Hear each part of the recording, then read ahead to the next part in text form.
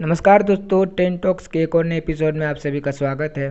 तो आज का टॉपिक है G7, जिससे जुड़े मैं सभी डाउट को आज क्लियर करने की कोशिश करूंगा। वीडियो को एंड तक जरूर देखिएगा, जिससे मैं आप सभी लोगों के इस टॉपिक से जुड़े सभी डाउट को क्लियर कर सकूं। तो बने रहिए हमारे साथ।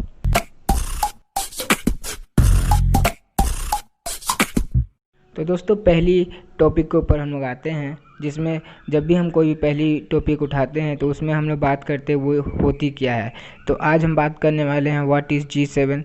तो G7 जो है दुनिया के सबसे ज़्यादा उन्नत अर्थव्यवस्था वाले देशों का समूह है, जिसमें Canada, US, Germany, France, Italy, UK और जापान शामिल है। इस समूह में दुनिया में हो रहे घटनाओं पर चर्चा की जाती है और उनका हल निकाला जाता है। तो फिलहाल देखा जाए तो अभी पिछले साल ही G7 का जो वो हुआ था, सम्मेलन हुआ था, जिसमें भारत को भी एज ए गेस्ट बुलाया गया था और अमेज़न की जंगल में जो आग लगी थी उसके ऊपर चर्चा की गई थी। तो फिलहाल इसी प्रकार से G7 जो है, इसी मोटो के कारण G7 की स्थापना हुई थी और अभी भी G7 जो है वो चल रही है। तो दोस्तों, दूसरी क्वेश्चन के ऊपर हम लोग आते हैं। तो देखते हैं कि G7 जो ग्रुप है उसका स्थापना कब हुआ था। तो साल 1975 में G6 का स्थापना हुआ था। तो मतलब इनिशियली जो था वो G6 था, और फिर जा कर के 1976 में कनाडा ने G6 ज्वाइन किया और तब ये G6 जो है वो G7 में तब्दील हो गया। और फिर साल 1997 में रसिया ने G6 ज्वाइन किया, तब इस ग्रुप का नाम G8 में तब्दील हो गया। तो देख रहे हैं आप, समय समय पर कोई ना कोई देश इसमें ज्वाइन करता है। मगर 17 सालों के बाद मतलब 2013 में रूस को हटा दिया गया था। तो इससे आप पता कर सकते हैं कि अब G7 जो G8 बना था और फिर अब जाकर ये फिर से G7 बन गया है।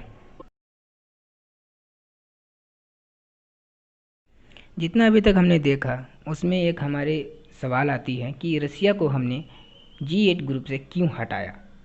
तो देखा जाए तो 2014 में हमने रसिया को G8 ग्रुप से हटा दिया था। तो रसिया को G8 ग्रुप से हटाने के पीछे एक कारण थी कि उन्होंने एक एनेक्सेशन ऑफ क्रीमिया, यानी कि उसने क्रीमिया जो है एक यूक्रेन और रसिया के बीच में विवादित भूखंड था, उसे उस पर विवाद चल रहा था, मगर उसने उस जगह को राज्य हरण यानी एनेक्सेशन कर लिया। मतलब कि उसने अपनी पावर या शक्ति दिखाकर उस जगह जिसका नाम है क्रीमिया, उसे यूक्रेन से छीन लिया, जिससे पूरी वर्ल्ड वाइड लेवल पर रसिया की जो इमेज थी वो ख़राब हो गई।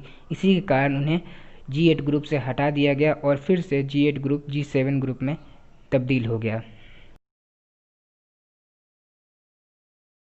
तो ऐसा क्या हुआ है कि G7 के ऊपर हम लोग हाथ धो के पड़ गए हैं, और उसके बारे में अभी हम लोग वीडियो बना रहे हैं और आपको बताया जा रहा है कि G7 होता क्या है, ऐसा क्या हुआ है। तो हुआ ये है कि G7 के एक ग्रुप जिसका नाम है USA, सबको जानते हैं, और उनके प्रेसिडेंट उन्हें भी सबको जानता है। तो डोनाल्ड ट्रंप ने G7 ग्रुप में विश्व के कुछ और देशों को शामिल करने की इच्छा जाहिर की है।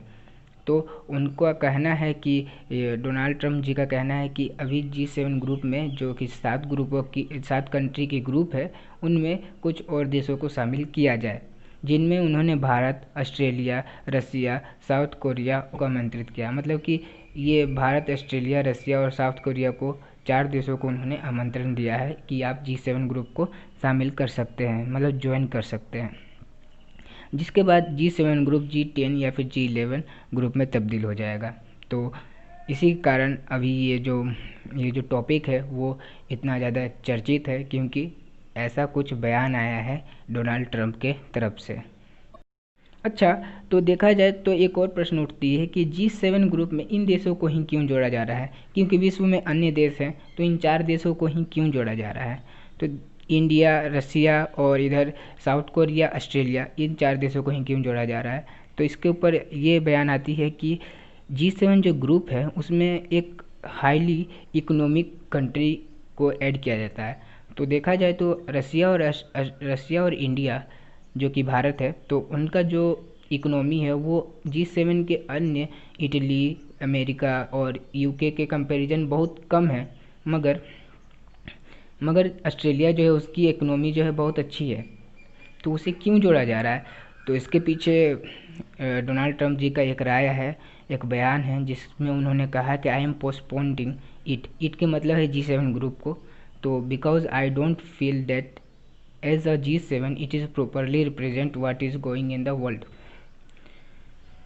तो इसमें उन्होंने कहा कि इन शब्दों में ट्रंप का चाहते हैं कि वो G7 ग्रुप के जो अभी पावर है, जो उनकी लिमिटेशन है, उसको वो आगे बढ़ाना चाहते हैं, पावर को बढ़ाना चाहते हैं, लिमिटेशन को बढ़ाना चाहते हैं, जिसके कारण उन्हें और कंट्री को इसमें जोड़ना पड़ रहा है। और जो कुछ भी दुनिया में चल रही है उसे G7 अच्छी तरह से रिप्रेजेंट दुनिया में नहीं कर पा रहा है, उनका ये मानना है। तो इसीलिए G7 ग्रुप में अभी वो कुछ और कंट्री को जोड़ रहे हैं। अभी तो फ़िलहाल 4 कंट्री आया है, तो देखते हैं इन 4 कंट्रियों में कौन कौन इस ग्रुप से जुड़ता है, या फिर ये ग्रुप G10 बनती है या फिर G11 बनती है। अच्छा, इन सभी ग्रुप के बाद एक और ग्रुप हाल फिलहाल बहुत चर्चित हो रही है, जिसमें D10 कहा जा रहा है। तो देखते हैं D10 क्या होती है। तो सबसे पहले यूके के प्राइम मिनिस्टर जो हैं मोरिस जॉनसन ने D10 ग्रुप की प्रस्ताव सबके सामने रखी, जिसमें फ्यूचर में आने वाले 5G टेक्नोलॉजी से जुड़े सभी प्रकार के प्रोजेक्ट्स D10 के मेंबर्स कंट्री, यानी कि जो G10 जो है बनेगी या फिर G11 बनेगी, उसमें सभी मेंबर्स कंट्री में ही आपस में बांटा जाएगा। मतलब 5G का जितना भी काम होगा वो इन कंट्रियों के मेंबर्स आपस में बांट लेंगे। तो इससे ये होगा कि जिसमें जो है चाइना ज़रूर शामिल नहीं होगा। तो चाइना G10 या फिर G11 में भी शामिल नहीं है, तो D10 में भी वो शामिल नहीं होंगे। तो देखा जाए तो चाइना के खिलाफ़ ये एक संगठन बन रही है, ग्रुप बन रही है, जिसमें 5G टेक्नोलॉजी जो कि आने वाली बहुत, एक तरह से कहा जाए तो बहुत बड़ी टेक्नोलॉजी होगी, जिसमें अन्य प्रकार की सुविधाएं दी जाएगी ह्यूमंस को, और उनकी जो लाइफस्टाइल है पूरी तरह से चेंज हो जाएगा इस 5G के आ जाने से। तो जिसमें पूरी तरह से चाइना शामिल नहीं है। तो एक तरफ से देखा जाए तो यह ग्रुप 5G टेक्नोलॉजी में चाइनीज़ प्रोडक्ट, या फिर कहा जाए तो चाइना की भूमिका D10 मेंबर्स कंट्री में पूरी तरह से रोक देगा। तो 5G जो टेक्नोलॉजी आने वाली है उसमें जो चाइना की जो भूमिका है इन कंट्री में, जैसे कि जो D10 के ग्रुप्स होंगे उन कंट्री में पूरी तरह से रोक देगा, क्योंकि इसका जो प्रोजेक्ट का सारा काम जो है ये आपस में ही मिल बांट के कर लेंगे। और जैसा कि मैंने कहा है कि इनकी जो इकोनॉमी है वो बहुत ज़्यादा है, तो इससे एक तरह से देखा जाए तो बहुत बड़ा ठेस पहुँचेगा चाइनीज़ कंपनीज़ जो कि प्रोडक्ट बनाती है 5G से रिलेटेड, जैसे हुवेई हो गई।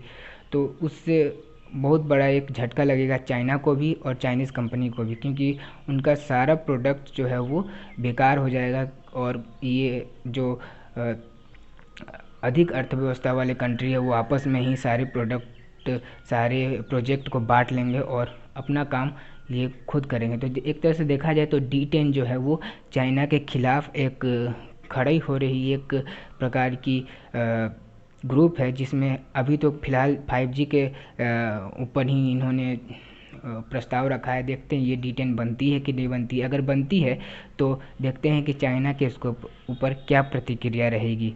तो इस वीडियो में फ़िलहाल इतना ही। बने रहिए हमारे साथ। हमारे लेटेस्ट अपडेट पाने के लिए हमारे चैनल को ज़रूर से ज़रूर सब्सक्राइब कीजिए।